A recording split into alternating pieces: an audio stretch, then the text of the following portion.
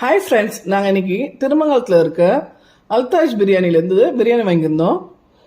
Biryani 1 kg biryani, அதோட பிஸ்லரியில் உள்ள ஒரு ஜூஸ் ஒன்று, ரைத்தா, எண்ணெய் கத்திரிக்காய், அதோட கேசரி, அப்புறம் பெப்பர் சிக்கன் அது தராங்க காம்போவில்.